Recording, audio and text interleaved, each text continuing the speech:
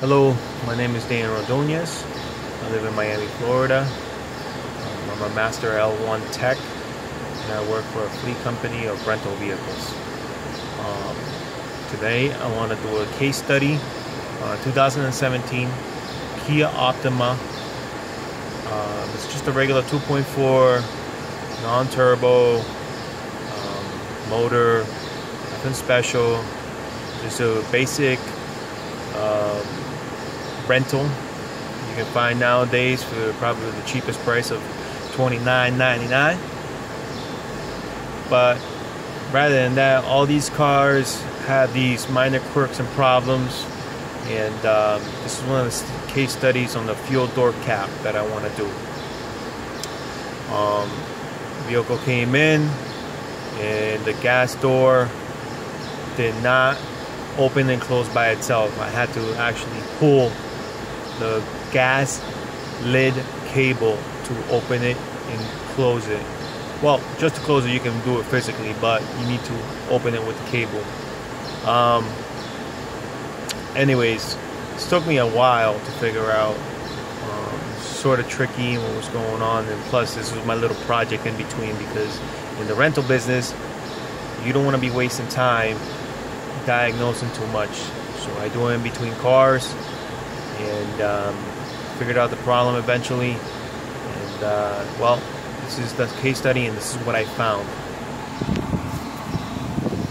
Okay, let's go back to the this is the gas lid, of course. You guys all know that's the solenoid right there. That's the cable I'm talking about over here. Cable comes right out of it. So pretty much had to go and grab the I'm going to show you. Give me 1 second. The schematic diagram for the fuel door cap.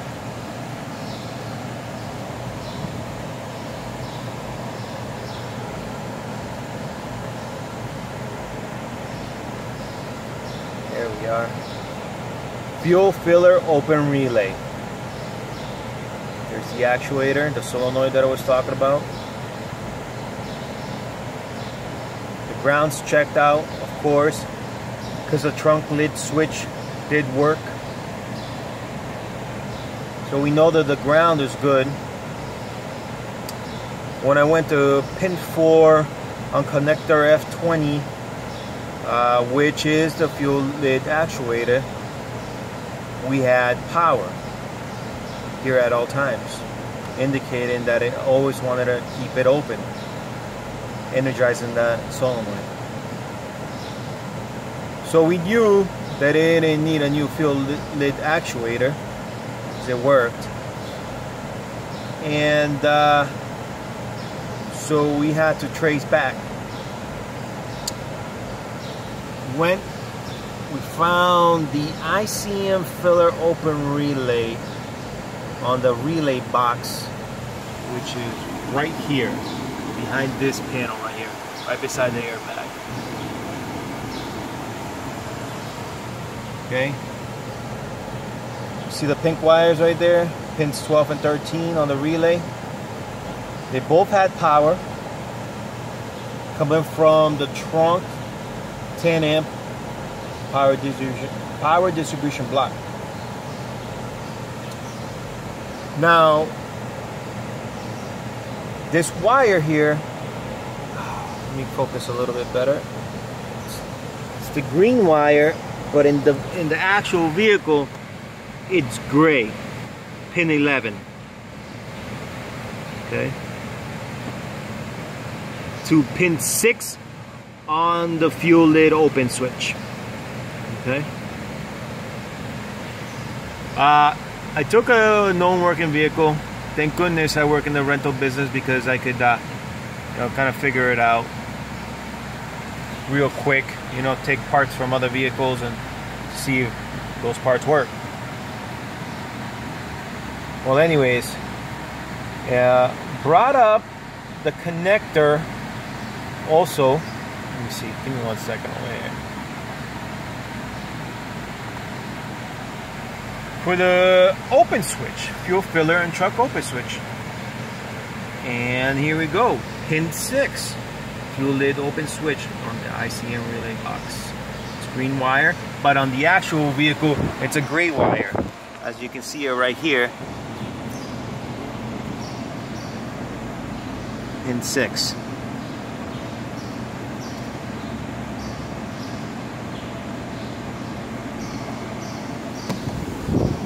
Anyways, so what I did was I pretty much pinned out every single, before I even knew what the problem was, I was stopped.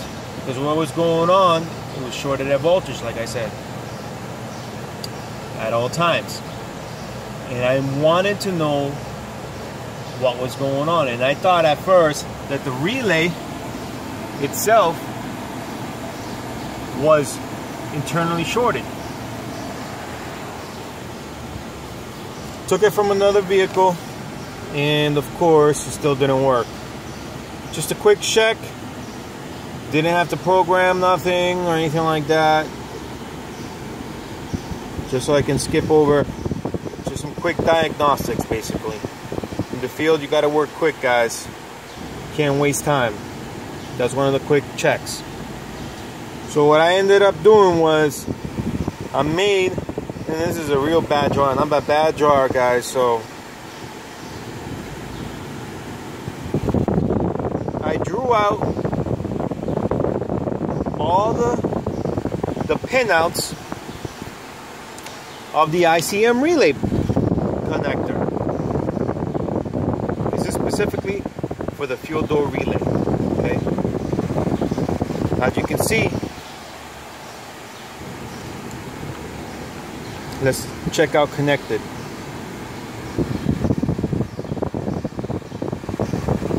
Can't get a good focus on this. But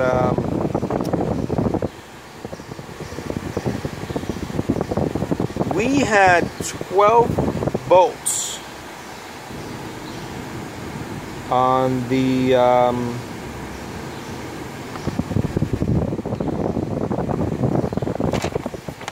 there we go, to prove it. We had 12 volts on pin 8. There we go. 12 volts on pin 8 on the bad. 0 volts on the good vehicle, which is right here, the lower vehicle, and the upper is the bad vehicle. We don't want any voltage going to it. This was connected. Okay. Disconnected.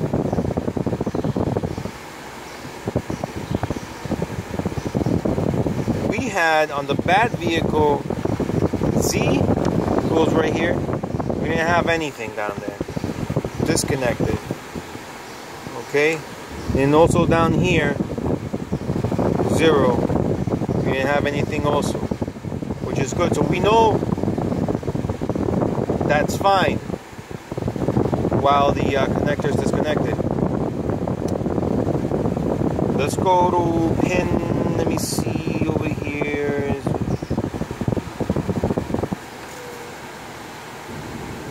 This would be pin 9, 10, 11. Okay. Pin 11, 0.0 volts, and we got nothing over here.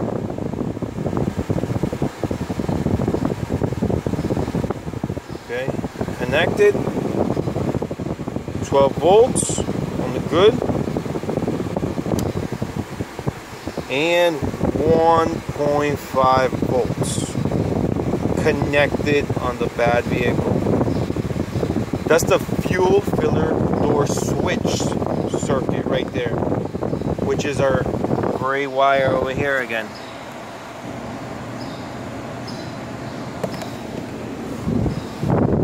That pretty much told me that there was a problem in that circuit. It was either the switch or the wire that was shorted to voltage. Did a quick check.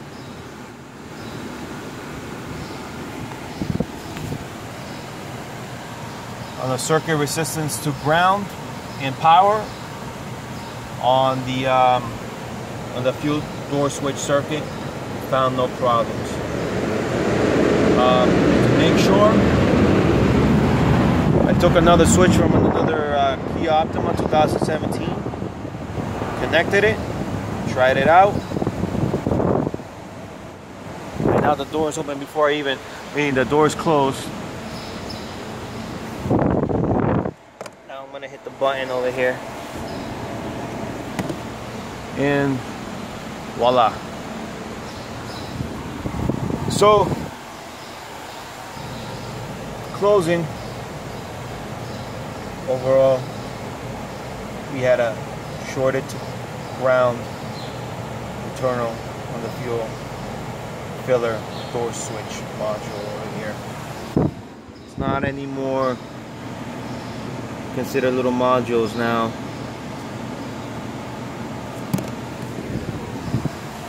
Causing the relay to be powered up all the time, as you can see. It's grounded internally. It's going to activate the relay, causing power at all times. It's the coil. Remember, the coil always activates this switch over here, relay leg, whatever they call it. That's the fix, boys. Anyways, this is my first video. Try my best explaining. Sometimes my thoughts don't come out as quick or whatnot. Please like my video and subscribe. I'm going to be trying this more often. And good luck out there in the field. I know this is more of an advanced explanation of a diagnostic. But this did take me a while to figure out.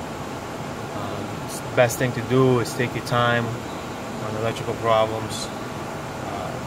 Double, triple check all your connectors, all your grounds, all your powers. It's not a bad thing if you have spare vehicles to throw parts at them just to test, to make your life a little bit easier. There's no shame in that, especially when you're working flat rate. But you also don't want to make it expensive for the customer, throwing parts at it also.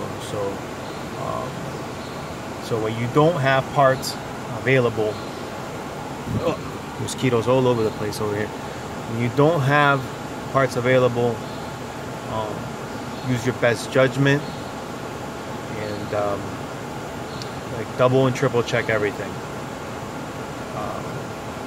Read the diagnostic procedures, follow the steps, follow the recommendations, do the ohms tests, do voltage drop tests. Anything at your disposal, use it. Thank you very much. Signing out. Later.